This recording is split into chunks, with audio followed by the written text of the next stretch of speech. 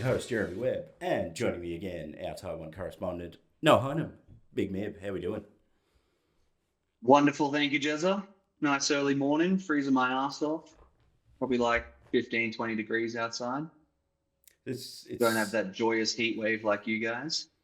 It's actually good. We've got roughly the same weather at the moment, but it's just comparing it to what we're normally been getting. It's like, thank fuck, 20 degrees. Bit of cloud cover, nice and chill. Even a little bit too cold when you stand in the shade and hop the wind. Well, it wouldn't be Victoria if it wasn't too fucking cold all the time. No. Too fucking cold some of the time. Right. Well, Otherwise, it'd just be a cold place, not an inconveniently cold sometimes place. But we were just saying about you getting a new something to hold your microphone up. I didn't notice kicking around when we were in Taiwan too many like op-shop style like places. Like there's nothing equivalent to like a Savers where you can just roll in and find fucking things like a mic stand and fucking ukuleles and PS1s. You mean like a cash converters, fucking whatever the hell, pawn shop stuff? Yeah. No. You don't just have like a Vinny's No, I'm trying to think. kicking around. Well, yeah, I don't know. I've never seen any of that shit. It's definitely not common or doesn't stand out. I think they'd be like retro clothes stores. Yeah, I reckon if we hunt around, I reckon we could find one of those. A couple of them, but you know, there's no fucking what is it, Salvos and Vinnies? Yeah. No, and they're definitely not having mic stands or any of that shit. So I have to go an actual to a music shop and fucking Mm. buy that. Or you could just get, again, a box. Like that thing's got legs on it. That microphone is not, like even this one, mic stand. Yeah. It's got legs on the bottom. Oh no, it doesn't. It's just busted. Never mind. No, it's literally a busted box. Fucking mic sits hanging out of. Oh, as long as it works. I mean, I'm sitting here holding mine like an idiot. Yeah, well, that's the thing. It doesn't work. It's beyond fucked. Ugh. But anyway, this episode may end up being shorter than expected for anybody once I edit it down, because exactly that. Fucking Lachlan got me sick. He comes around. Fucking Lachlan. So he comes round, right?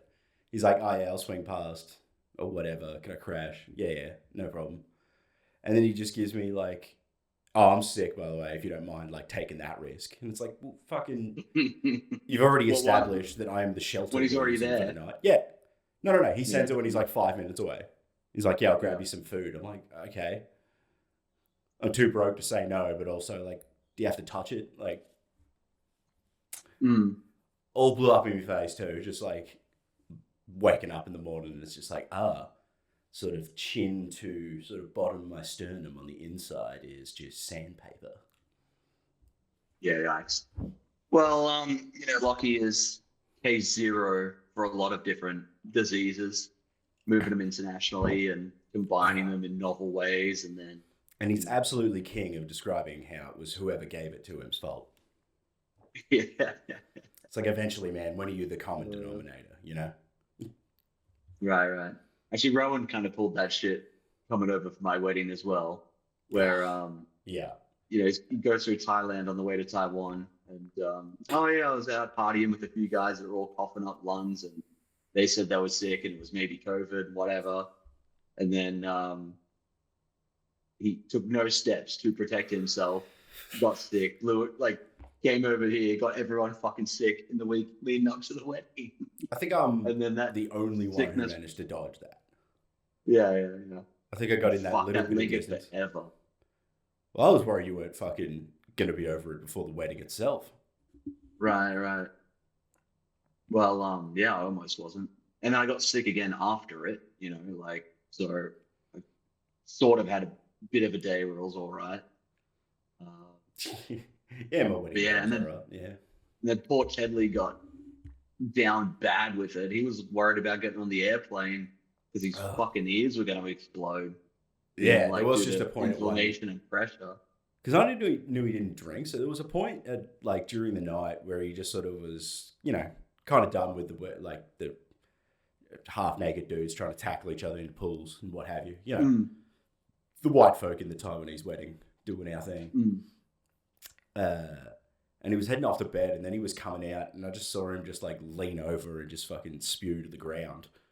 And then he's gone down on one knee like he's getting knighted, just chucking there. And I'm just with no booze. That's what that was the confusing thing to me. I'm like, what the fuck is, I guess Ted's out getting back on it for the first time in a while. And just no, he hadn't at all. He just got real crook from this fucking illness and went down.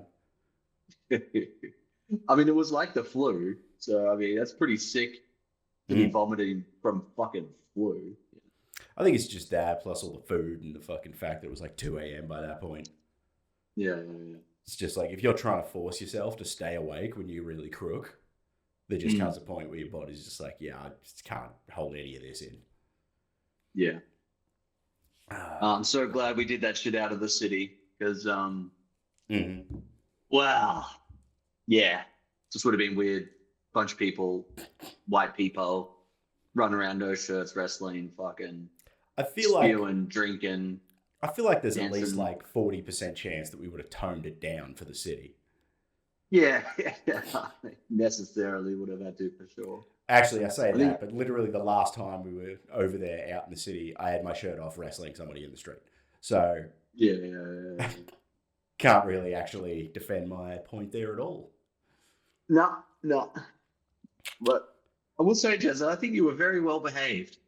And I think some other people were expecting, given your length of mullet and choice of color of suit, that that I was going to be the ruckus. They were expecting a fucking hurricane. Yeah. That's the thing, man. You got to keep them guessing. Yeah. And you're the sensible one out of the mob, I think. Well, you just kind of had. I very easily could have been caught up as part of the mob, but I wasn't brought into the mob. You guys just try to grab me and force me into the mob and throw me into the pool, get the shirt off, and I'm like, well, now you've made that the game. Yeah. It's I'm not doing the fight. I'm playing the wriggle game and fucking squirming out of this shit. Did I tell you about, so this is, by the way, for listeners, I'm sure I've mentioned on other episodes going to Taiwan for the wedding, but this was Mib's wedding that we went to. When everybody's wrestling shirts off and I'd managed to wriggle away from the boys trying to fucking get me in the pool again. Did I tell you about your old man just standing off to the side, leaning at a fucking 45-degree angle? Nah. So I come out and I've just sort of stumbled up and he's just standing there just he's upright with the beer in his hand, but he's sort of going. And just all of a sudden, because he's just middle distancing, he's just sort of watching across the chaos. And then he just leans to me and he goes, they're on a 30-minute rotation, mate. So you got about half an hour and then they're coming for you again. And then just goes back a little bit in the fucking middle distance. 60 years of fucking watching pub drunken fights. Shenanigan, wisdom. Regrouping, recharging, get ready. It's like an old sports coach. He's been watching this for years. Yeah, he can't do the layup anymore, but he's got that wisdom. Yeah. And I took it too. I'm like, cool, I'm going to go get out of my good clothes and fucking put my waterproof case back on the phone or something. Put it in a sandwich bag. But it was good stuff. It was funny because when we were over there for the wedding, if you remember, I went in and fucking got my nails done at the place with the chick who was obsessed with Toy Story. Yeah. I'll tell you about that. And she just, had a whole shrine of Toy Story merch that I'd never seen before. But yeah, when I was there, I got my nails done, and that's a good, how many months is it now? Ago. Yeah, coming up on 6. 2. What? Oh, it's only January. My wedding. Hang on, I was just mathing forward. Anyway. Been 10 weeks. 10 weeks, we'll call it. Time flies when you're not paying attention. Fuck, what was I saying? Toy Story lady. Yeah. So I go get my nails done, but I've still got the same nails going, even though they're now just like clawing off the end. Mm-hmm. And it's because I'm like, still not working, got no cash, and I'm like, well, you can't be going down and paying $70 for what a pair of clippers will do. Right.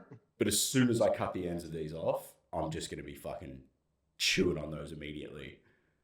Because it's like having the actual painted nails and like the hard layer of shit is the only thing that like stops me from biting them. Mm. So I'm just at this point where I like can't afford to get my nails redone. So I'm just like got these fucking like half painted fucking tip claws going on. But then they're also like coming away at the base and they could just fucking tear off at any minute, which is just painful as fuck. So I'm just been like this hazard and I'm just fucking stuck with them. But also like I've got one that came off and you can already see that it's just fucking bitten down to like before the edge of the finger. That finger's had a bit of work or something there. It's just a fucking nibbling away one, and once it had chipped, it's like, well, now it's got like a little jagged busted bit, and you can't have that, so then you start fucking scraping away on the teeth. Yeah. And when you're sitting around at home unemployed, there's a lot of time where you're just sitting there like twiddling your thumbs and fucking just gnawing something off, waiting for bullshit phone interviews. Word. How is that shit going? Just misery in the 21st century? Fucking job hunt? Yeah, pretty much. Still getting roughly, it's funny, because it is that much bullshit now, like compared to when I was last looking for work fucking, 10 years ago. You've got to put out so many more resumes and shit, but then you've got fucking AI tools you can be using. So it's like... And then they've got AI tools to detect your AI tools. And well, apparently their success rate is about as high as my interview success rate, because I'm still getting the same consistency of interviews that I used to get, but I'm just pumping out resumes. Because that's the thing. You've written up the resume. That's what they actually... Because I'm in, IT shit. They're just ticking boxes of what can you do.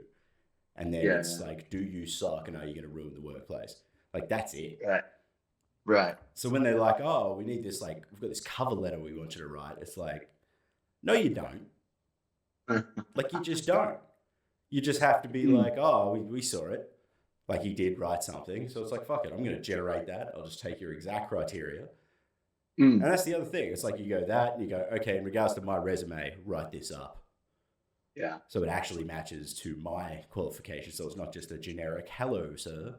Like, use my dates. There it is.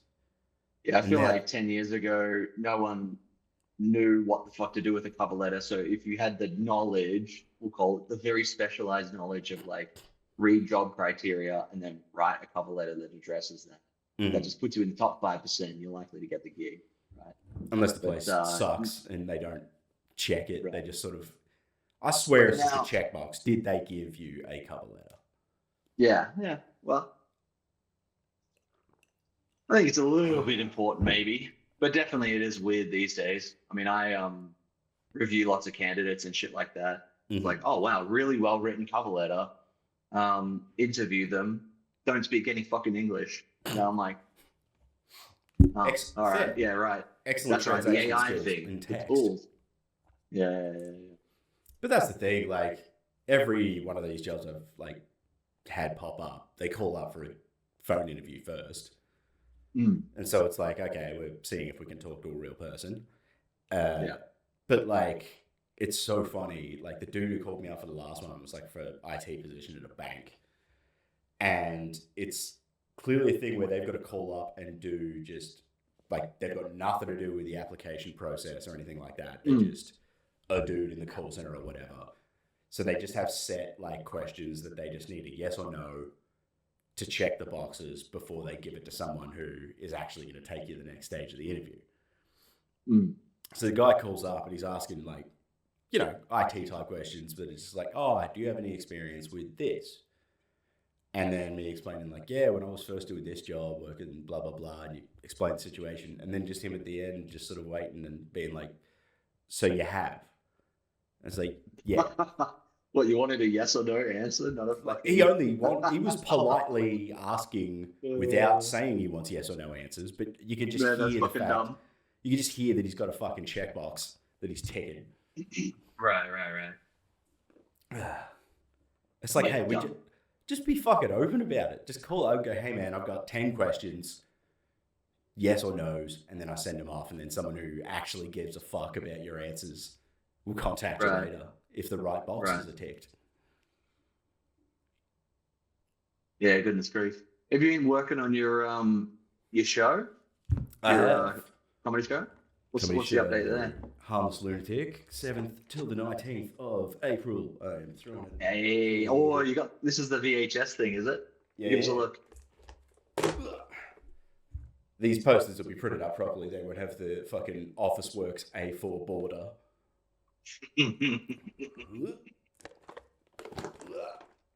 Spine.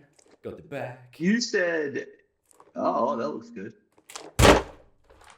Because didn't I offer you to fucking, I would Temu you like a shipping container of VHS plans? And you were like, no, I don't need so many.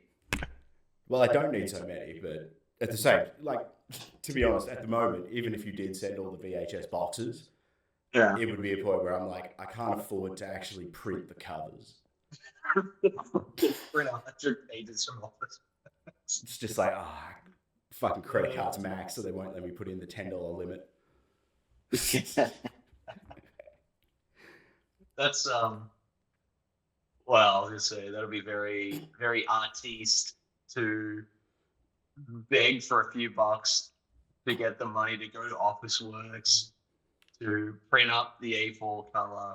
Yep. To get the comedy show off the ground. It's broke. It's artistic. It's gonna make no money.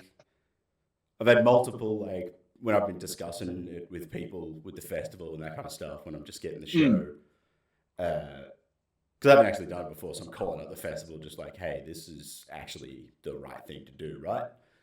I'm not fucking this up. I don't have to sort this, that, or the other with tickets and what have you. And a lot of them were just telling me that the prices are real low. Like, they were asking me if I wanted to be in some, like, promo thing, and they're like, you actually need your ticket prices to go up for that to do anything. And I'm like, I thought I was overcharging people. It's like, I thought $15 for just me. That seemed a bit. Well, that's what I wanted to be going with. It's a market economy. You're worth what people are willing to pay, Jezza. And maybe it's more than $15. Well, it's half that, but also my thing is, like, what I want out of it is more people. I just want the shit to go well, so I'm like, fuck it, I'll any free ticket you want. What are the dates again? How fucking far out is this thing? April 7 till 19, so it's the second 2 weeks of Melbourne Comedy Festival. Right. But yeah, been working on that a bit. But then it's also because I got to, I'm working on stuff with this, working on the show, trying to get other gigs and footage and that kind of shit. But because I'm not working, whenever I'm doing anything else, like in between doing any of those things, it's just fucking like, cunt, get off your ass. Like, swiping through Instagram and seeing people doing the work that I could easily get up and start doing. It's just like, what am I doing? Looking for inspiration, doom scrolling fucking 6 hours a day. Yeah. And then at the end of it going, man, I wish I had time today to do any of those things. Yeah, I'm so fucking emotionally exhausted from having consumed 5,000 reels. And then not doing the other things on my to-do list. Yeah. It's like, it's been a week or two where I've just been trying to put this drum kit I got on fucking Facebook Marketplace. It's like, I've got the fucking photos on my phone. It's all like stacked, ready to be picked up, just sitting in the lounge room. But I just, every time it goes to like do it, I'm like, I'll sort it later because one of the photos is here. And then I'm just fucking a week and a half. Just sitting in my lounge room. The amount of time I've spent walking around that fucking thing is definitely longer than the amount it would take to post it online. What do you have to get from it? $100, $200? I don't know what anything's worth. All right, swanky man. No. More like I don't know what fucking, I don't know what. Yeah, why would you know what you discount it for Facebook Marketplace, and also I don't know the value of an Aussie dollar anymore. I haven't fucked with that in a while. I paid like $150 for it as like a fucking break up impulse buy, trying to do some shit. It's like, I know what I'll do. I'll play drums because my friends all play other things and they need someone who plays drums. And guess who's never touched the fucking thing once? Because like my neighbors aren't that close and it's concrete walls, but still the idea of being the cunt learning drums, just making that kind of noise in the fucking street. Wow. Goes out somewhere. But no, I know the vibe. I played bass guitar when I was like 16, 17, 18. And I thought at like 31 a few years ago, I was like, oh yeah, I'll pick up bass again. Had a hunt around online here in Taipei. Found some guy selling his bass. I can't remember what I paid for it. Maybe like $100 or $200 or some shit. Yeah.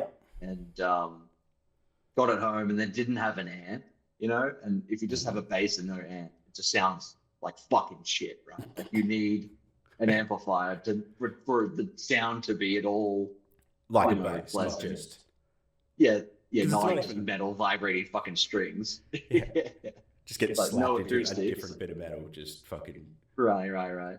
Because it doesn't sound good. You can just you just know it sounds deeper than a guitar. That's the only thing it sounds like. Yeah. But yeah, I was like, then I was too lazy to buy an amp. So, I just practiced a little bit of like, whatever from 15 years ago. And I was like, well, this sounds shit. Just fucking never touched it again. Eventually, when I was moving house last, I was like, yeah, fuck this thing. Just went full. My rule is like, if I haven't touched or used something in a year, then it's fucking gonzo, right? And it's a good rule, but I'm also the kind of person where out of nowhere I'll just need something. Usually just for fucking around. Like I haven't used mic stands in a while, but I'll need them randomly for something. Like that kind of shit I'll hang on to. Like I've got a guitar sitting there from like my fucking 17, I think my mom got it, like maybe 18, I don't know. I was fucking late teens, early 20s. Got given that guitar and just still got it fucking sitting there. And I've probably done, like, add it all up together, probably 1 week worth of playing that fucking thing. I got some chords, learned to do them in an order, and went, there's that done. You live in a house though, Jezza. I got an apartment with no built-in wardrobes at all. So, I have to physically look at my shit all the time. So I can't have too much of it, or else it just looks like a fucking, pile of trash. I think that does help you use shit though, because a lot of the time when I don't use something, it's because I've got no idea where the fuck it is. Yeah, well, like I've got a couple of like misc locations where it's like you check the 2 places you think it's going to be, and then you just start going through these leftover fucking tubs, and then you just find random bullshit in there that you just didn't think actually still existed. I'm sure every guy's had this conversation with the missus before, but I definitely remember being like, can you stop like tidying shit? Might have used the phrase hiding shit. Like I know where things get moved and then I never find them again. Like the system where you can see shit all the time ain't the worst. Well, it does maybe look the worst, but anyway.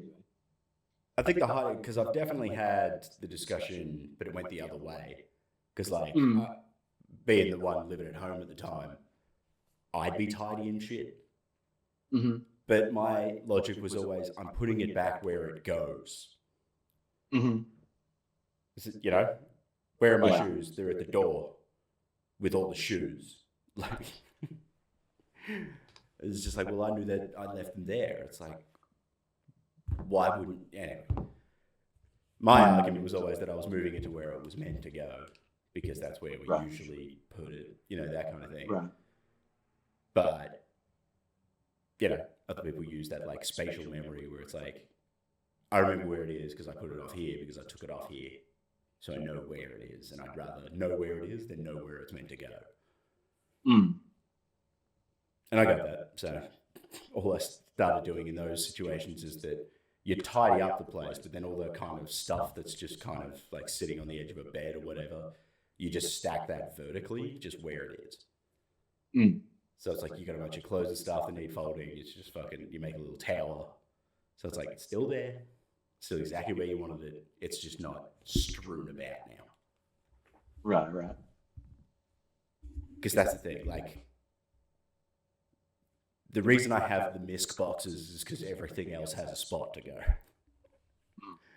It's like, I know where these particular things are. And that's sort of my operation. Word. Much else been going on? Any shenanigans? Well, I've been getting good at stealing shit from the supermarket. Oh, yeah. That old Australian pastime. Oh, yeah.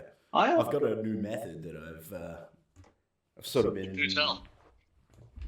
What's the word? Not workshopping. Sort of focus group around people, getting a bit of feedback.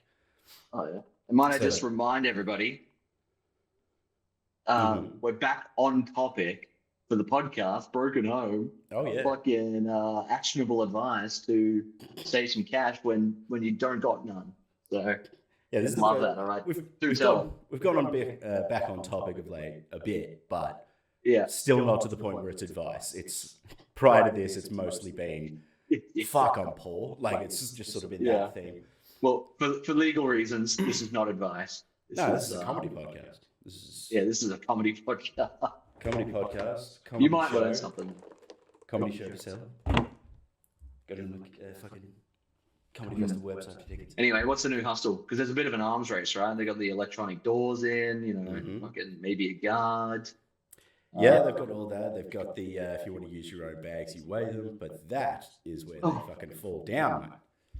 Because you know what's really handy for a guy who's got to walk to the supermarket and get maybe some milk, maybe some ice cream if I'm treating myself. And that's a couple of freezer blocks.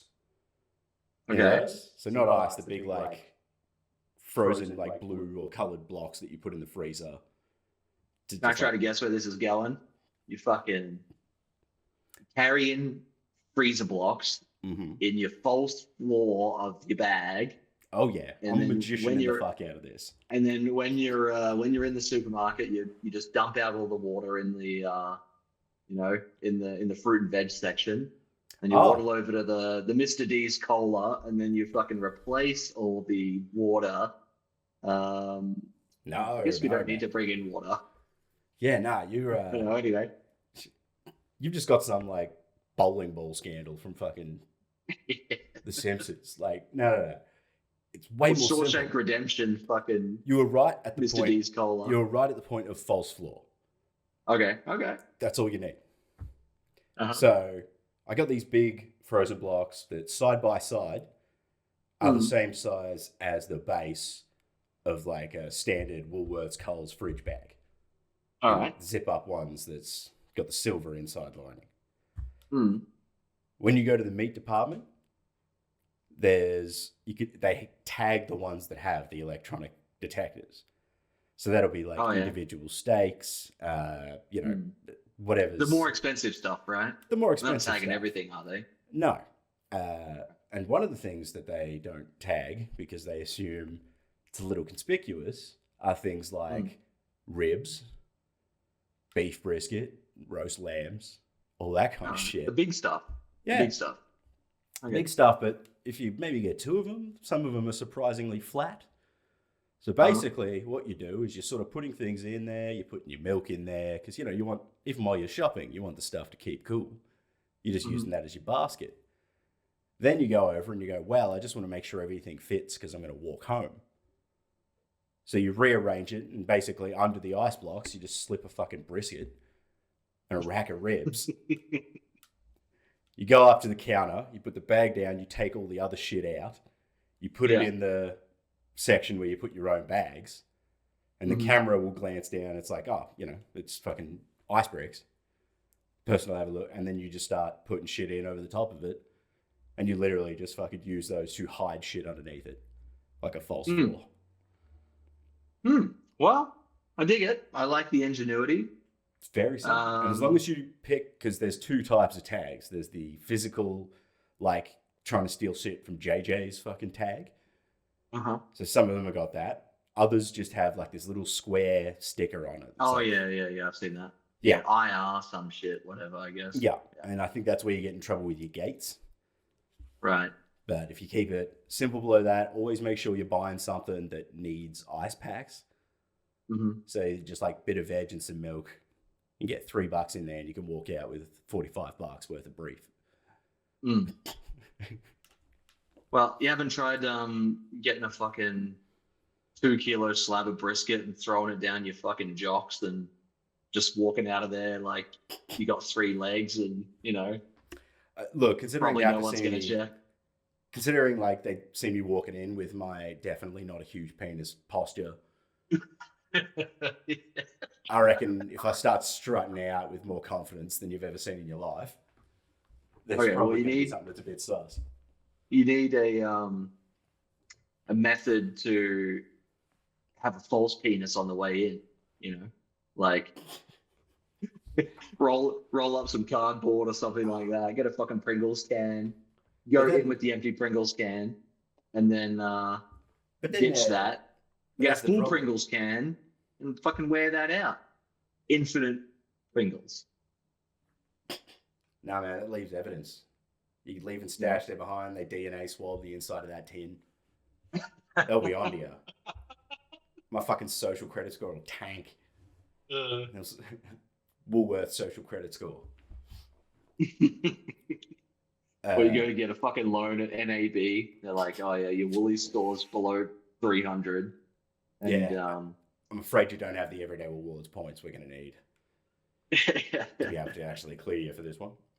You're one fucking stolen brisket away from not being able to book V-Line tickets. Or leave. Yeah, we can't have you out in the country. Yeah.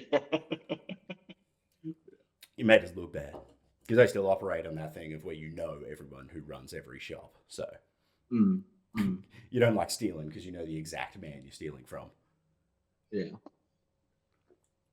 And then you got to sit at the pub anyway. I was watching some hilarious North Korea shit the other day. It was like about democracy in North Korea. And I was like, oh yeah, this will be good. What are they up to? They talk about how they do elections. Folk. Yeah. And they do have to go cast a ballot, right? You know, they need to vote every few years or whatever. But the ballot just has one dude on it. Like the single, and it's not like Kim or whatever. I mean, it's there's one local rep approved by the party in every whatever district. So you just go and your 2 options are vote yes for the guy or don't vote, which I guess is like a no, you know. And it's a no you can get away with. Yeah.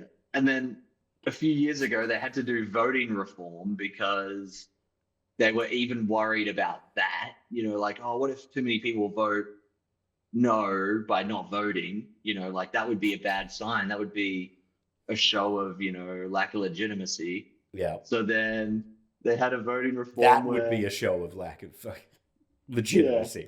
Not the fact that there's only one dude on the ballot and there's not even an other section where you can write some other cunt's name in.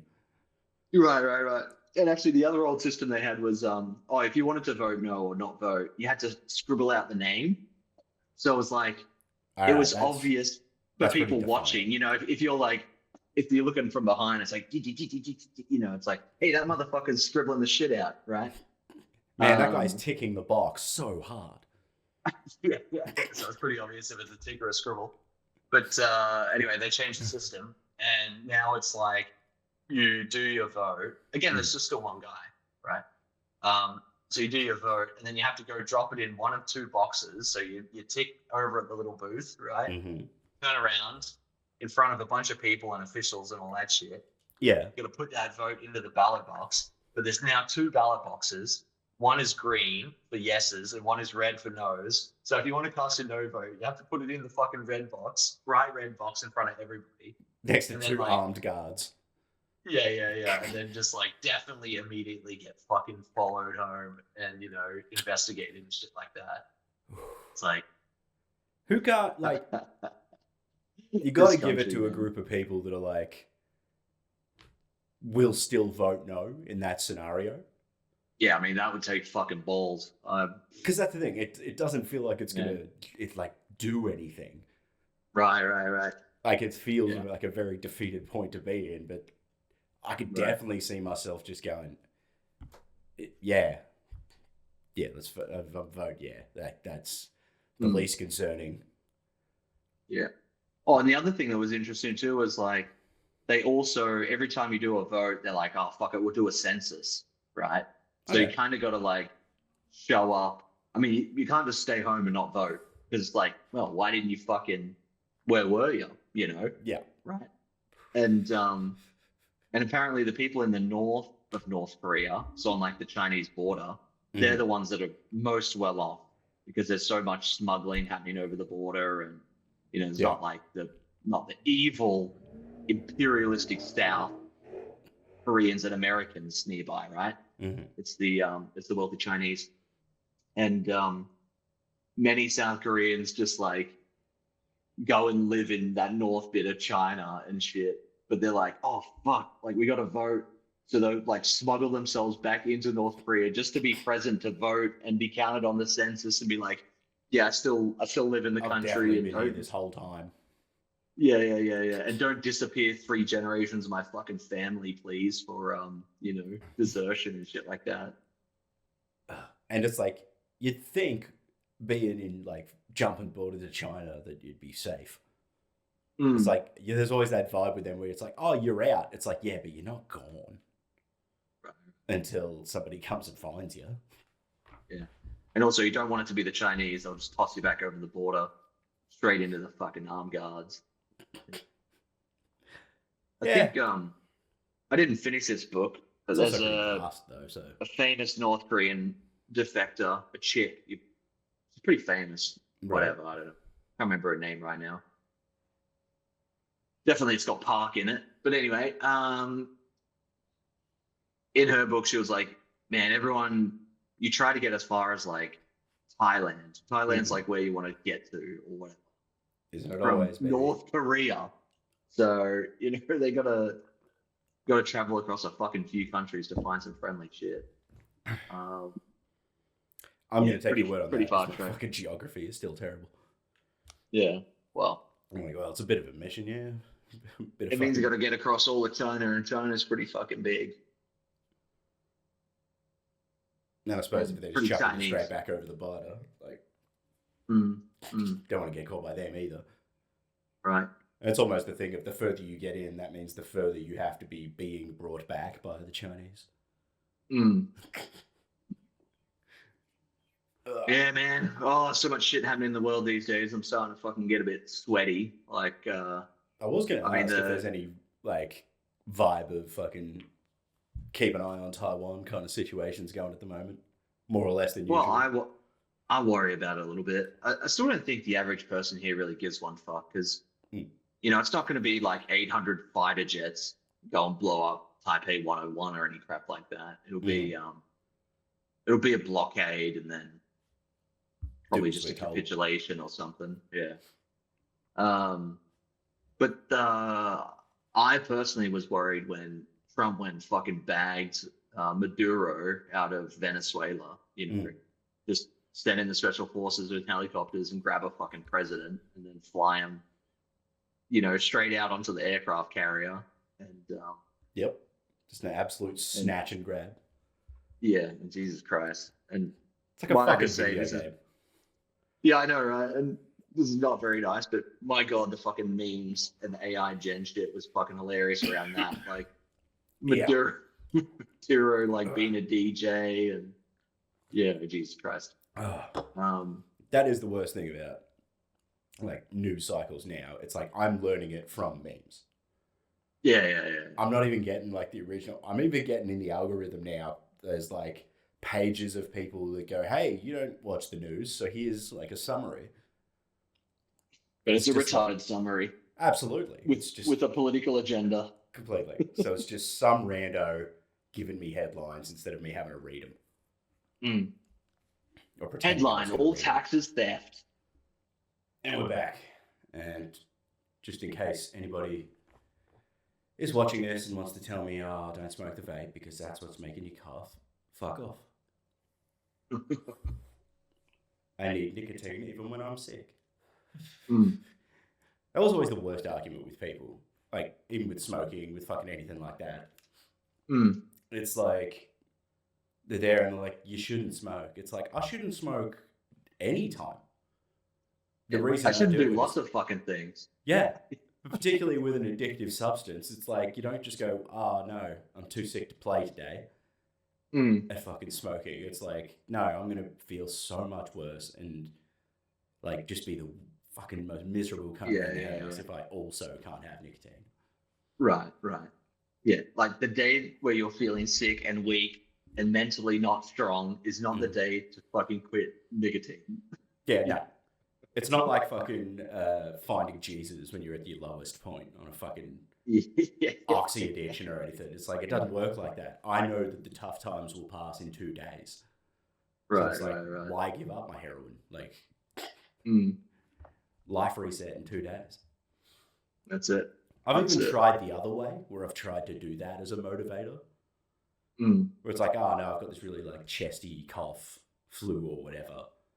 And it's like, oh, okay, I'll try not to smoke for that. And then I can maybe kickstart that into just not doing it. And then I'm there fucking like sucking on a dart and like drinking a half a litre of water before I exhale so it doesn't fucking burn my throat on the way out. It's like, back to normalcy. Yeah. Plus, I mean, my experience with vapes is hell of a lot cleaner than cigarettes. I mean, at least you don't fucking stink. It does taste good. Yeah, and those were often my two. Not the greatest things for your lungs, you know. I mean, sure, fresh air is better, but definitely less. I've always said to people, it's a step direction thing. Yeah. If you're stepping down to a vape, it's good. If you're stepping up to one, it's done. Like, if you can avoid getting a nicotine addiction, do it. Yeah. Well, there's too many good names about Zins now, so. Oh, yeah, I was just about to say, like, the other day when I went to Philippines, I got to the hotel and my first trip was like, all right, I want to go find a Lawson, their fucking convenience store, to get some Zins, because when I was there 6 months ago, they were all like selling like 1.5 mg Zins, which is like, really, I mean, that's really low, right, for pouch nicotine. But that's good. I'm not a high nicotine guy, so just one a little bit. And anyway, I went to found one fucking convenience store, and they were only selling 6, so like 4x what I'm after in straight. And I was like, oh, it's gonna fuck me up so hard. So like, no, fuck that. And then later in the night, found another convenience store. I mean, when I say find a convenience store, it's not that hard, right? In Manila, you know, there's plenty of them, but there's not like Taiwan amounts of lots, right? Yeah, you've been spoiled by 3 7-Elevens per block. Yeah, right. You got to fucking walk a few hundred meters. Yeah. But yeah, anyway, I found some 3 mg ones, put one in my mouth, and immediately just started fucking spinning out. You know, I'm like, oh god, this is so brutally strong. I tried to get some for the flight when we were coming over to Taiwan. And I did get some, but again, didn't realize until I got home. There's literally on the label, fucking extra strong, and they're like cola flavored. But I'm like, I gotta have something for the plane. So I'm like, gotta have some. Yeah. But I kept meaning to, in the lead up to doing the flights, I kept meaning to like try them out, but just didn't. So the first time I had one was on the plane, this fucking extra strong Zin. Oh god. So I decided at least to be clever about it, and I'm like, I'll go to the bathroom in case this fucking goes poorly. Yeah, exactly. Yeah. I'm not risking that in a little fucking sick bag, and then having to say to everybody, "It's because I had a Zin." Like, it's not. I'm not dealing with it. It's the turbulence. So this is the smoothest flight we've been on. And also your eyes are bright red. Like, yeah. So I go in and I popped it in, and I'm like, yeah, it's gonna burn for a bit. I've had fucking Whip shit up there in Athens. I just couldn't handle it, man.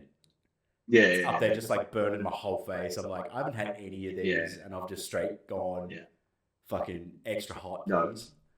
But I mean, they make them so fucking dumb strong. Some of them.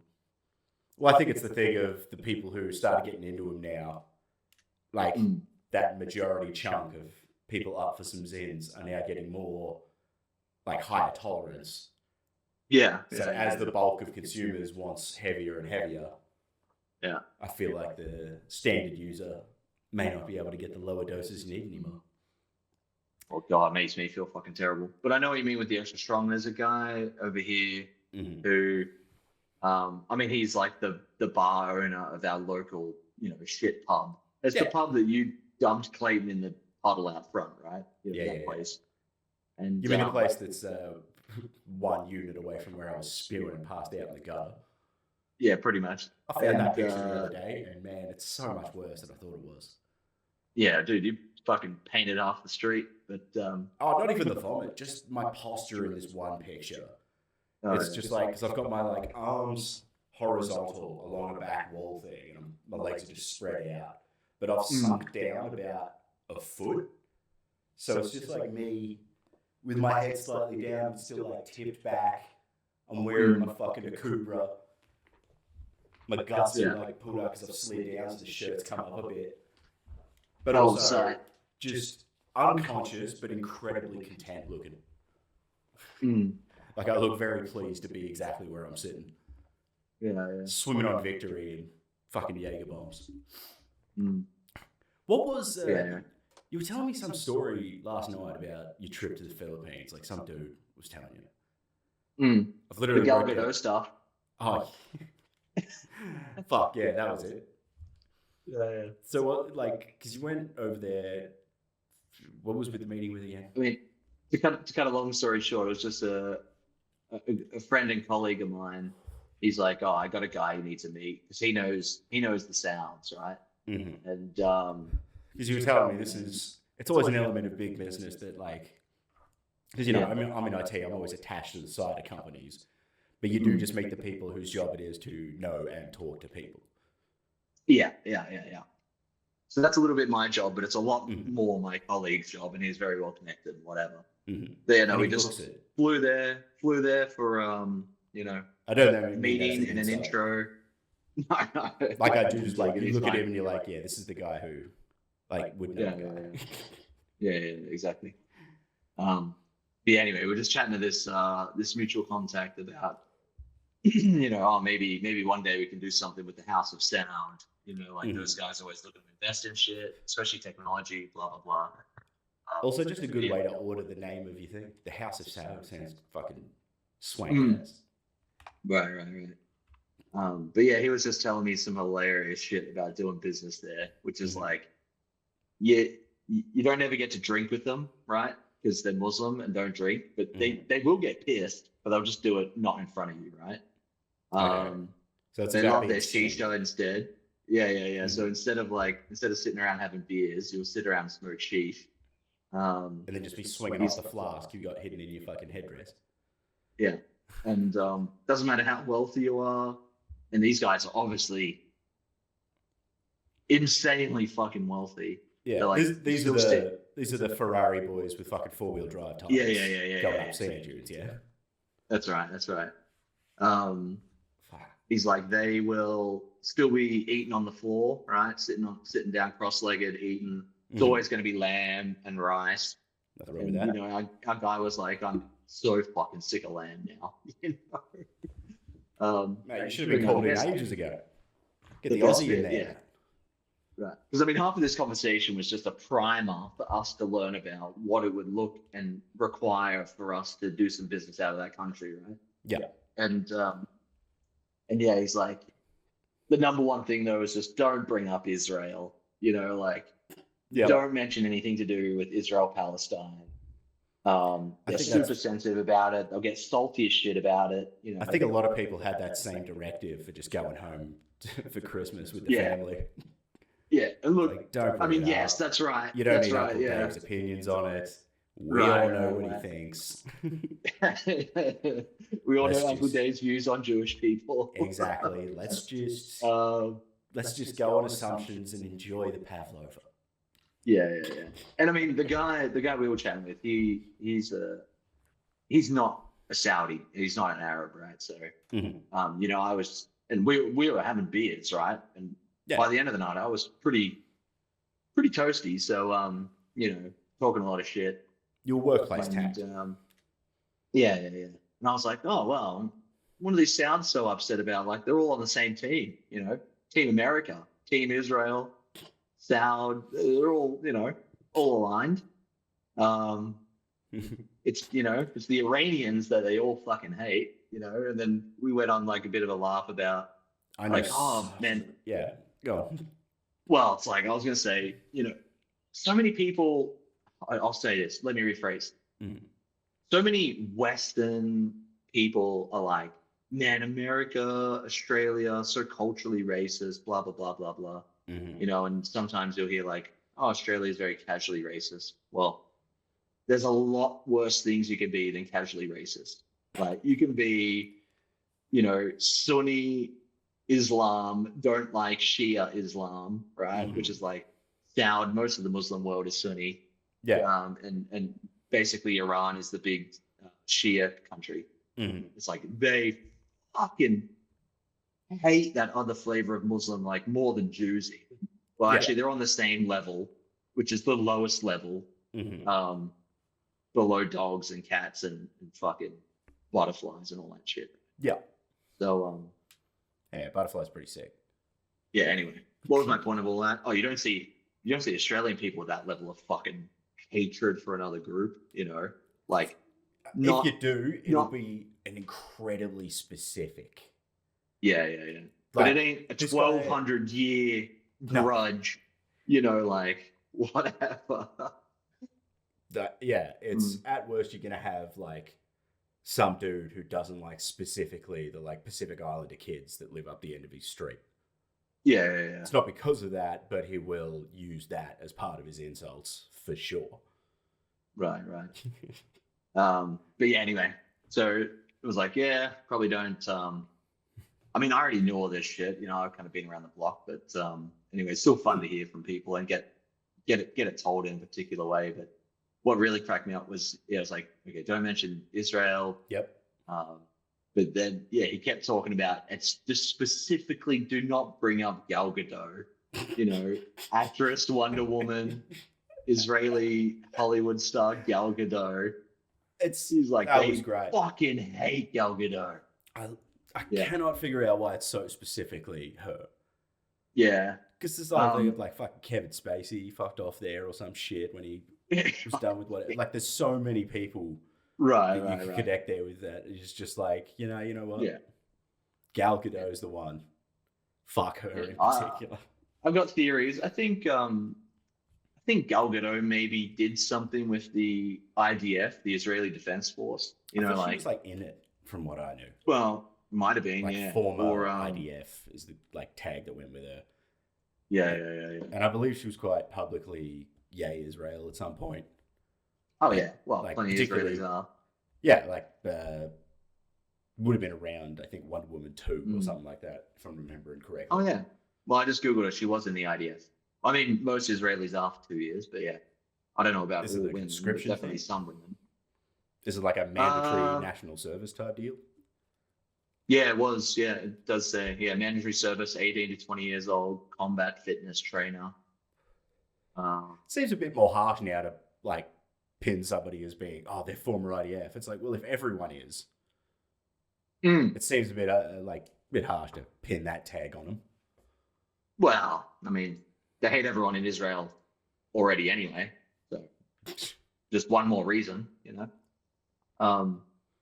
So, I mean, theory one, okay, well, we just kind of proved it. Yeah, she's part of IDF, so that's strike one.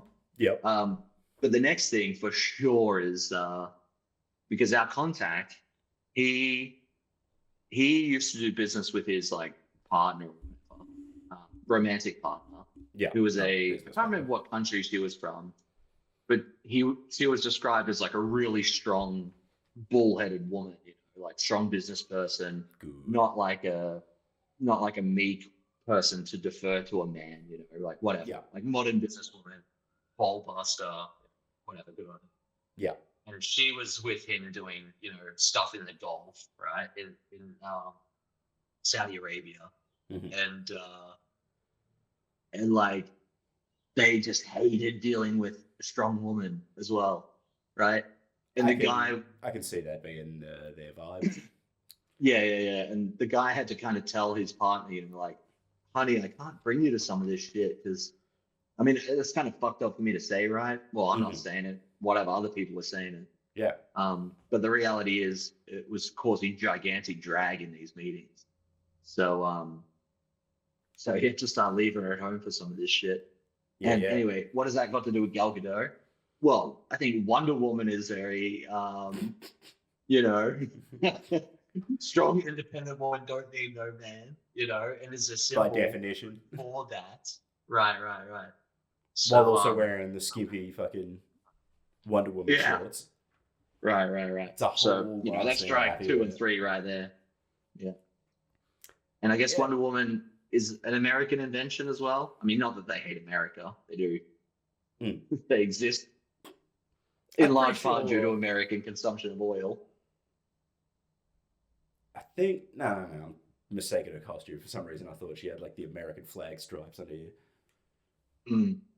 Yeah, I keep thinking that too. I think the costume evokes America a little bit, in my opinion.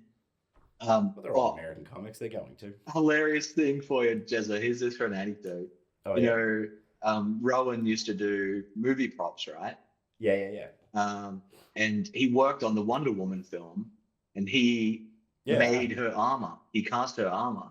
But the funny thing is, he once said like, "Oh, I cast her chest plate and got to feel, the inside of the chest plate where Gal Gadot's titty would have to go." So his claim to fame is he got to touch something that touched Gal Gadot's titty. See, I didn't know he bragged about that specifically. I did to me. Maybe he has to pick the audience. But I was going to say, it's like, I was well aware that he did the props work on fucking Wonder Woman 2, considering I've hung out with him for longer than 20 minutes. Right. It's like it's one of those, like, I know people would do it to me. Like, especially like comic mates or whatever that you do a couple of gigs with for a while. And like, you'll have a bit about something and whatever, and then you'll talk about it in conversation. And it's just that thing of like, if you're around somebody too much, you're like, I've heard you tell this to fucking everybody I've seen you speak to. Right. It's like, man, you are recycling this anecdote hard. Sure. But I think you got to give your mates a bit of leeway, to... Oh, yeah. You got to get behind your mate's successes. But at the same time, there's just a bit where you notice. And it's just like the look over like, hey, you're dropping that one again. All right. I see how that conversation's going. Right. But anyway, it was all pretty funny. And also, I just heard some other random shit that's crazy about that country, which is, it's a gigantic fucking desert, right?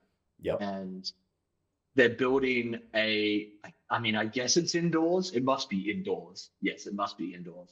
Yeah. A mountain of snow so you can ski a bit, like, in that fucking country, right? And sure. And they're building it now. And yeah, he's like, oh, they already got the ice skating rink. And I was like, well, Taipei's got an ice skating rink and it's cold as fucking shit.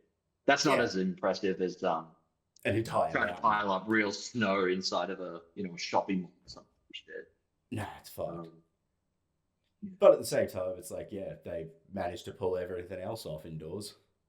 And if you're throwing Ferraris away at the fucking sand dunes, I'm pretty sure you can build something people would actually use. Yeah. But also, it's funny, like, go to the snow. You've got so much fucking money. Like, take some time. Yeah. Like, use your cat to just go to the place that's already perfectly set up for snow. They've got resorts you'd like. Yeah. I mean, the Alps would be fucking desert. 3 or 4 hours away, I guess. I don't know. It's even if you don't want to go there, like, just fuck off to go Canada, get some fucking snow up that way. Go wherever you want. Right. I don't understand. Well, they want it in their country. We've got snow. Tourism pool. That's it. It's we've got snow at home. Yeah, it's sand. Man, they should get a fucking jet ski that runs on sand. That'd be sick. They do. It's called a quad bike. Yeah. Right. Well. Or if you don't want that, it's a bit less fun.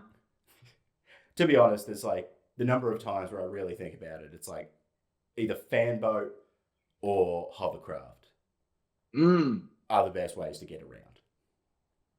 That'd be kind of sick. Yeah. I'd love to be doing that. You're going along, traffic's a bit thick. Fuck it, I'm cutting across the creek. Oh, yeah. You have to go hovercraft for that if you want to go street and fucking on the waves. I feel like if you've got the fan boat, you can only go on land for like maybe that 100 meters of skid. Yeah. So you can like cut some corners, get back in the drink, but... All right. And another funny thing this guy told me, he was like, oh, they race camels. Like, how novel is that? And I was like... We race camels. I'm from the Mallee. I remember going to the yearly camel race, you know? Yeah. It was not glamorous. It was 50 people drinking VB stubbies, watching 6 camels, you know, over 2 races or whatever the fuck. And they just never look like they're going that quick. Yeah. Like camels constantly look like they're about to start running.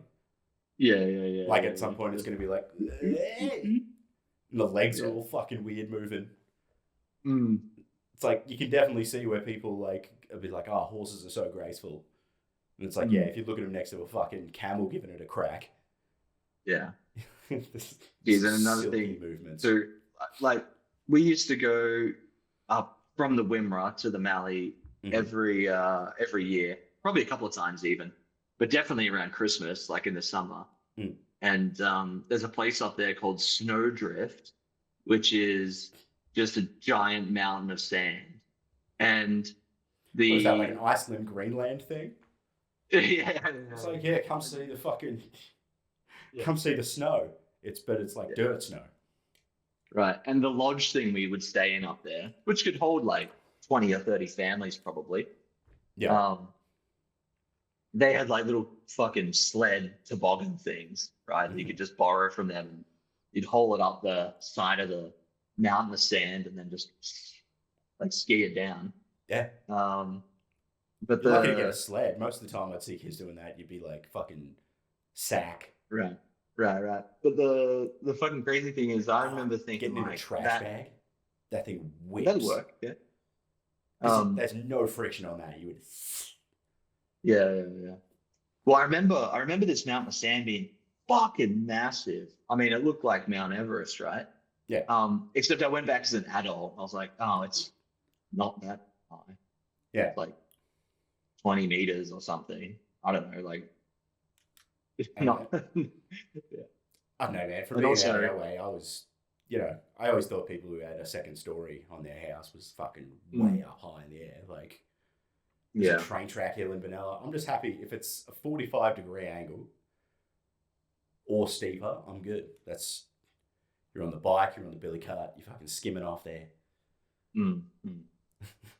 Yeah. Also, the other thing I noticed going back as an adult was it's really hard to climb up a mountain of sand with bad cardio and, having 50,000 cigarettes smoked in my life or whatever. I think there's also the bit of like you... when you're young, you fly person. Yeah. And so it's like, you're not just walking up the sand, you're also walking like half a foot deep every time you fucking step. Yeah. Kids are just running along like elves, just fucking skimming across the top of the sand. But even just, walking through snow, working through sand, as somebody who's, we're paddock people from our way. Yeah. Long distance, little resistance. Did you guys have like some scuffed shit country ass Victoria, like common holiday, whatever location? The Bonnie Doon. We're going to Bonnie Doon, but for fucking Benalla. We're so close to Bonnie Doon. You're like... Oh, you've actually got Bonnie Doon. Yeah, I used to play Bonnie Doon in fucking footy. Oh, yeah. I thought that was fucking mythical. Nah, she's real. Huh. Pretty sure, unless I'm confusing her with like Barjag or something. I'm pretty sure it's near Mansfield there. Fucking who knows? I don't even know where the castle's set. Were they in Sydney? I can't remember. They're like Newcastle or something. It's been fucking ages. That's one of those movies that I've only seen in like chunks. You know, they're in Melbourne. You catch a couple of ad break to ad break. No. Yeah, I'll tell you what, it holds up. Yeah. I rewatch it every couple of years, and also I made my fucking Taiwanese wife watch it. It feels like that's a really good film. You know, I mean, she likes like chill, heartfelt slice of life. Yeah. How did she? How much time did you have to spend pausing and explaining Australianisms? Well, through that whole just gave up. Yeah. At some point, you just have to come up with a signal where you just have to look at her and go, "It's us. That's what we do." Yeah. I suppose you guys need to get along enough to understand that now. And I mean, right. She seemed to enjoy when we went to Auntie Donna while you were back here. Yeah. Well, what's funny is I think she was like, "I hated that fucking opening act," and I was like, "Don't worry, we all did." Yeah. I won't say what night we went, but yeah. But it was just because I remember you pointed out to me that I was mad. Yeah.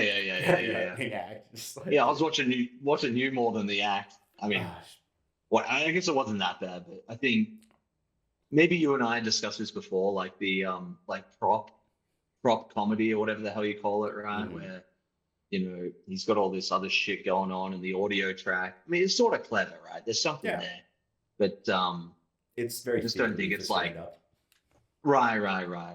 Just not quite. Well, that's what I would hope for and expect in a live show sort of thing. That is a bit more raw, right, and a bit less choreographed, we'll say. I know. I think I'm an old man who thinks about things of an even older man, because it's like originally an opening act for this, like any kind of show that was like vaudeville and those kinds of things. The whole point was you weren't meant to have nothing, because behind the curtain, everything getting set up behind there is for the show.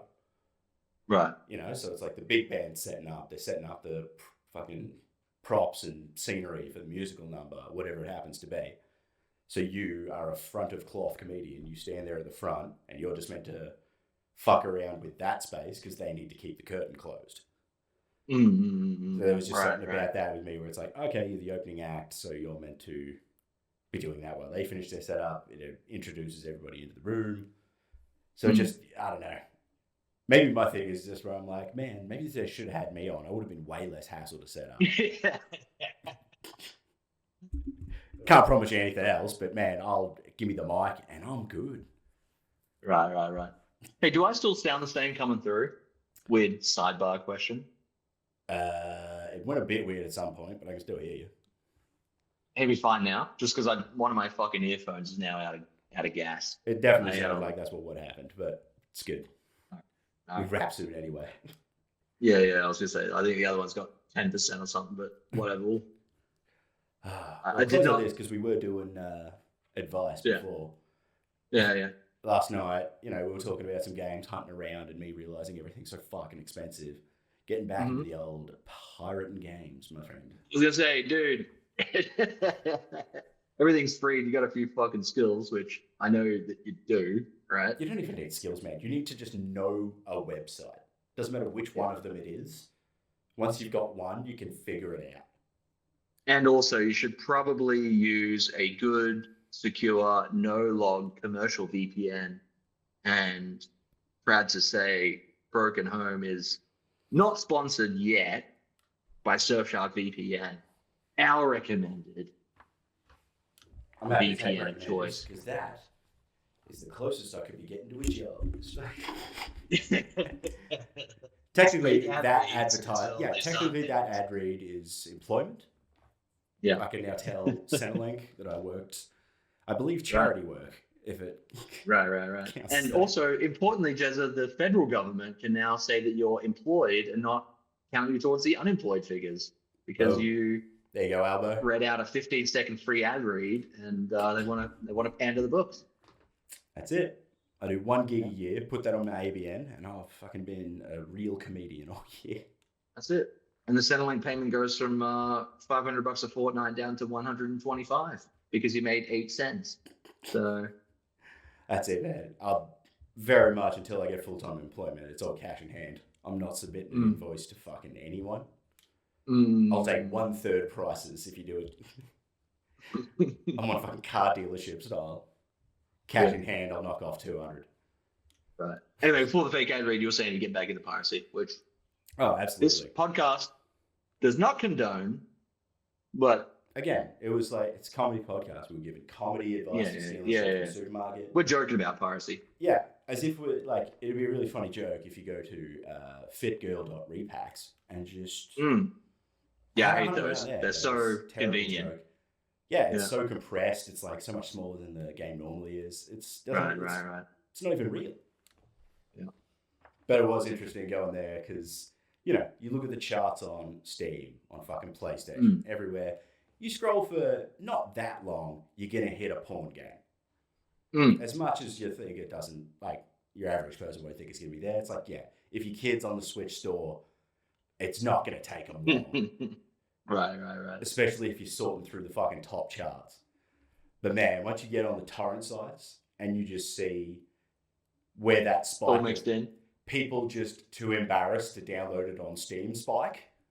It's just like top 3. It's like fucking Red Dead Redemption was 2, and third one is fucking Happy Tentacle Good Time or whatever the fuck you're gonna like. Yeah, they make like I think 6 in the top 20.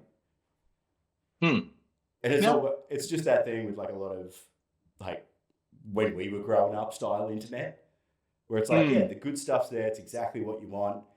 You just got to navigate through a little bit of the worst shit you've ever seen in your life, and then it'll be just right there. Yeah. This is the problem with the way my brain works. Is I'm like, I've got to at least click a few of the fucking top rated ones because it's like, what makes this one the top rated one? Yeah. And just get some fucking gameplay footage, see that it's surprisingly on YouTube. And it's just like, okay, let's fucking just see what's actually going on here. And it's just, it's all Flash basically. Yeah. It's like one step away from the game where you play fucking solitaire to see a fake version of Britney Spears' titties. Like it's just trash. Oh, that is like porno games 20 years ago. Oh, completely. I loved it because it'd just be some other game made poorly, and then your reward was pixel titties. Yeah, it's like, hey, do you want to play top-down snooker and see titties? Yeah. But weirdly, it was easier to get those games than it was to just download a picture of like an actual naked person. It's like, yeah, you get solitaire and porn. All you got to do is wait. You play for about 2 hours, you'll see her naked. Or you can wait 5 hours to get a fucking JPEG. Right. But then it's yours forever. It's like, fucking... Yeah. Well, also, because I, spoiled. Yeah, right. I'm playing Kingdom Come Deliverance 2, right? Which also you should buy. Guess what's already downloaded? You can't. Nice. Well, it's like you said it was good, and then I looked it up, and man, even just to mention, $150 for a fucking new game these days. Like 69 was the fucking brand new game, like reduced first week before it goes up to standard prices at EB Games, not even at fucking JB. Yeah. And you're telling me my wage is the same, but it's $150 fucking bucks for some AAA trash that's just using Unity anyway. Yeah. No, I know it's insane. But Silk's on I got on the workshop. Sorry. On the workshop, looking at mods for KCD2, and we were laughing at the nude mods because dude, the change notes. God, they're golden. Because like nude mods are for everything. It's you got your Skyrims, your Baldur's Gates, anything with enough people that go, I want to see penetration. Like, right. Well, they'll make it. Not sure we're getting that, but I will just say it was like I'm just looking at the top 5 mods instead of going on this. But again, I fired it up it's the again because same it was with so fucking- funny, right? The mod sites and fucking like pirate sites. It's the exact same trend. Yeah. It's like you can't Anyway. get them in the original game, but I'll get them when I make it myself. Yeah. I just see there's a comment in Chinese, and I'm like, oh, fucking, let's translate it, see what the guy's saying. Like, he's like, oh, I uninstalled this shit because mainly when I was short on money, I used to strip people naked and felt it was illogical to leave them naked. So now I almost never do that. Like, what the fuck? You're talking about? Oh, but I felt now like talking I was about making them feel bad. skeeziness in game, which I've never tried this, but actually I'm very curious. I wanted to mention because I noticed I saw this mentioned a couple of times on Reddit in the last week or two, and that is Sims 4, right? Famously, video game played much more by women than by men. Mm-hmm. But it's also famous for the like digital equivalent of making two of your action figures fuck. Yeah. Like Well, smashing two dolls together. Well, Jezza, you'll love this. So there's a now very infamous mod for Sims 4 called Wicked Whims, and Wicked Whims. let me just read out some of let me just read out some of what's on this mod page, right? Go for it. Give you a feel for it. And also for the record, in the Reddit comments, this was all ladies being like, I'm into this fucking mod, you know. So what do we got? Experience 10,000 sex animations. And if that 10K isn't enough, you can animate it yourself. And actually, I remember one commenter saying, yeah, he's like, oh, there's so many fucking animations to scroll through that I can't find the shit that I need. So I usually just manually, you know, whatever, I'll move the parts around to do what I need to do, you know. And I was like, what is this mod, you know? Yeah, so whatever. Compose your own playlists of, you know, animations. Oh, I thought you meant like that shit, whatever. I thought you meant just like tunes. It's like, yeah, this is my fucking iTunes mix. Yeah, but obviously, you know, full nudity. Yeah, dynamically growing pubic hair. Okay, fair enough. Adds an attractiveness thing. Adds all this other shit. Adds menstrual cycle. Adds birth control, so you can manage all that. Keep track with your fertility using the period tracker. Man, I find it annoying enough when I'm playing a game and you have to track when to eat. Like, I don't know. Surely if you're a woman, you'd want a break from having to worry about that in a fucking digital world. Right. Adds can't be wrong. Adds sweat management. So you know, like you'll have a scale of how sweaty you are, and don't they already have one for how much your character stinks? Like, why do you need specifically to sweat? Well, I mean, you can be maybe sweaty, not stinky, I guess, right? Is actually not the way I sweat, mate. If it's fresh. Too many fucking briskets, mate. I'm sweating fucking lard. Yeah. So it says here, watch bodies get all shiny from sweat when working out or having sex. It says you can peep into windows for a chance to see someone naked or having sex. It's a Sims action, right? Blah, blah, blah. I thought you meant as the player. I'm like, you can just delete the walls. You don't need to fucking... I'm not liking that face. What's the current example? Check this out. Man, like these mod pages, I mean, as we found out last night and I find it out now, they're so fucking hilarious. So much good shit in here. Yeah. So these are under sex extras, right? This is just the front page of the mod, by the way, just talking about what's in the thing. Yeah, we're not digging into this. This is fucking Steam Workshop. No. Well, to be fair, not Steam Workshop, I don't think. It's its own website. It's a massive community, right? Anyway, enjoy watching others have sex, and if you're really into it, consider equipping the cuckold trait. So, you know, in Sims 4, you have those traits. If you do the thing, you get a big happiness boost. Yeah. So, you can do that shit. Control any and all NPCs with a cheat setting to make everyone have sex everywhere. There's layers of cum on bodies appear after or during sex with the ability to control it. What? Like some fucking Katamari shit where you gotta like roll the cum around and fucking... Yeah. contract, I was more impressed spread, that it said and live. medicate crabs. Crabs STD. So there's one STD, it's just crabs, but you can manage that. Nah, man. Blah blah blah blah blah. They're putting too many other games in this. Now they got fucking sea monkeys. They I don't know what's going on here. Yeah, this thing is just fucking hilarious. And the other people on Reddit who were laughing about it were saying that, like, by default, you like all this horniness shit is like dialed up to like really high. So if you just install the mod and then load into the city, people will just be fucking banging it out everywhere all the time, like in public and whatever. And they're like, oh yeah, like we recommend, you know, if you want it to be a little bit realistic, you should probably tone some of these sliders down and shit. I love that it's not like, oh, we'll start it at like nothing and then you get to pick what you're adding in there. It's just straight to, deep end, you can swim back as much as you want. Right. I did often say a thing that if I was learning a song on piano to try to impress women, it was going to be the construction music from Sims 2.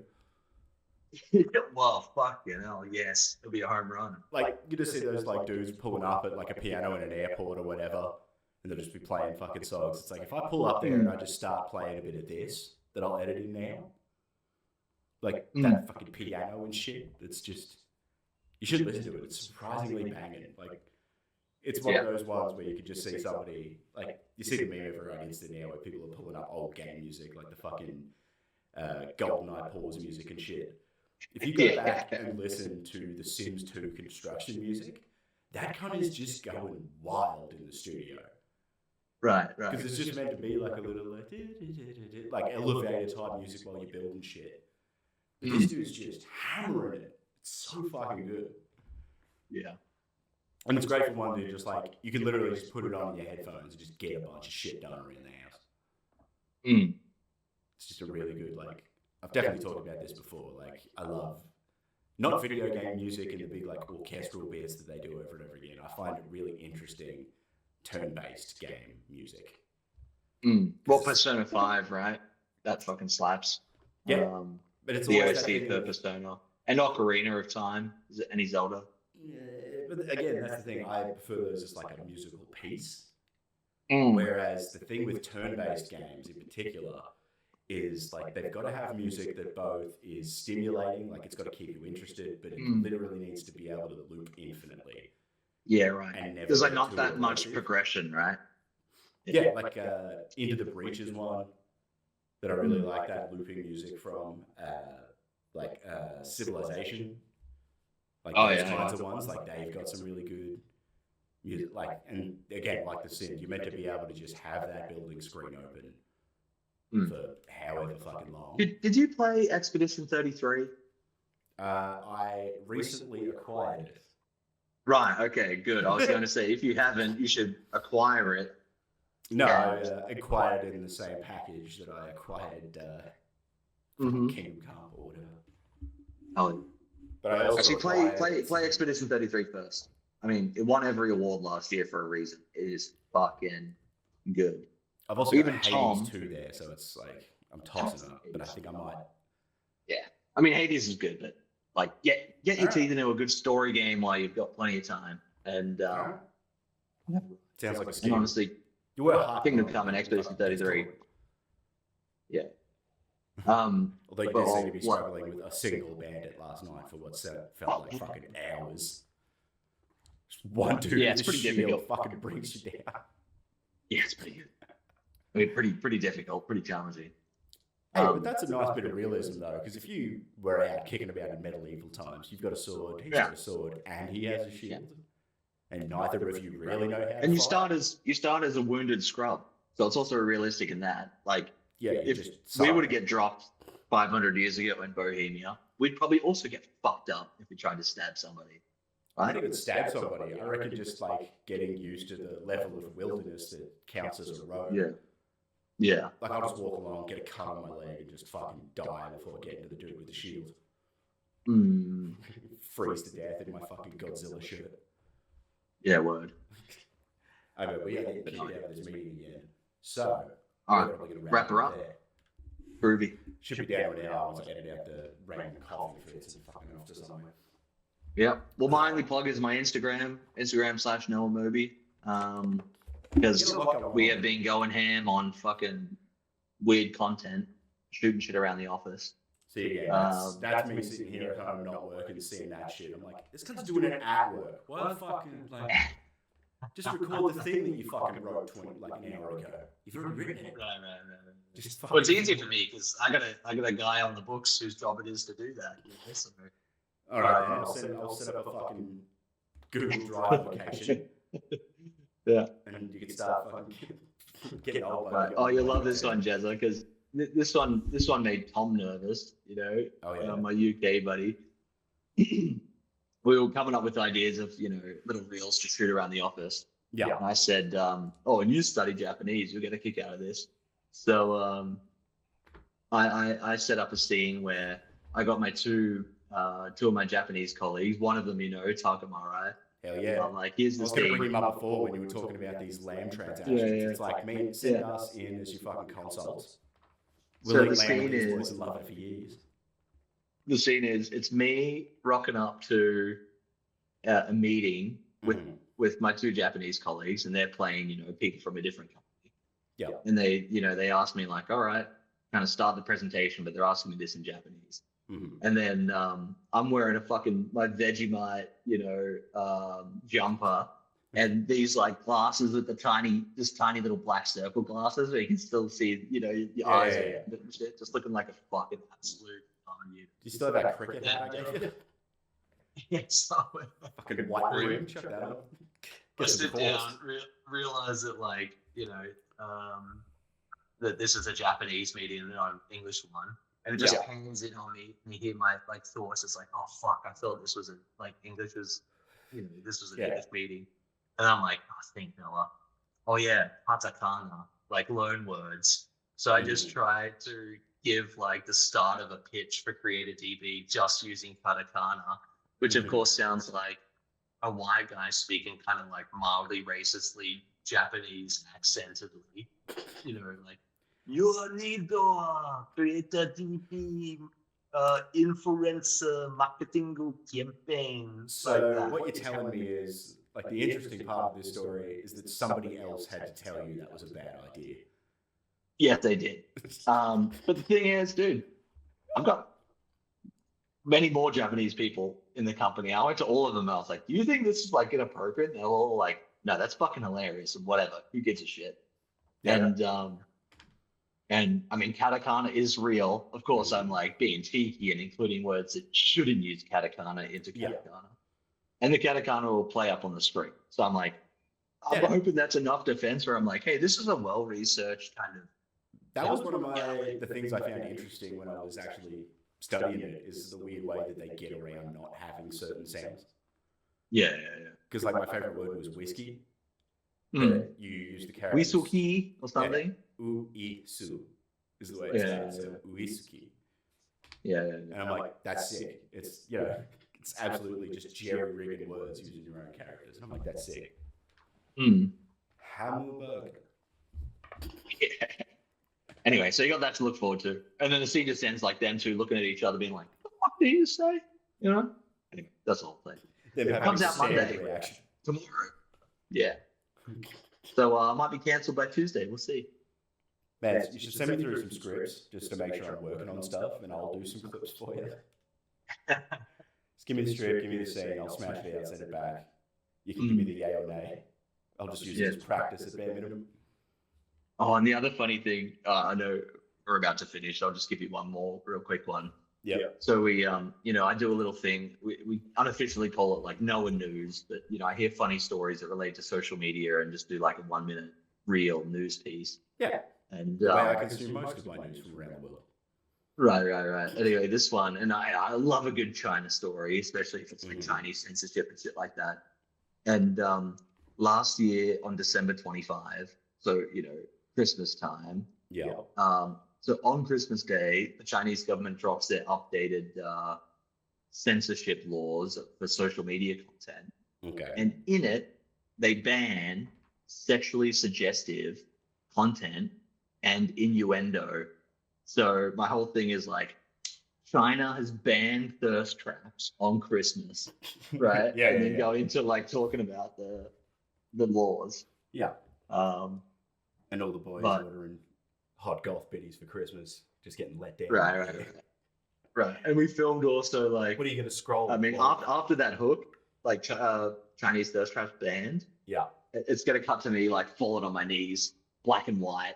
No, and the sad music. You got to just like do the rest of that report using just hard innuendo too. Yeah.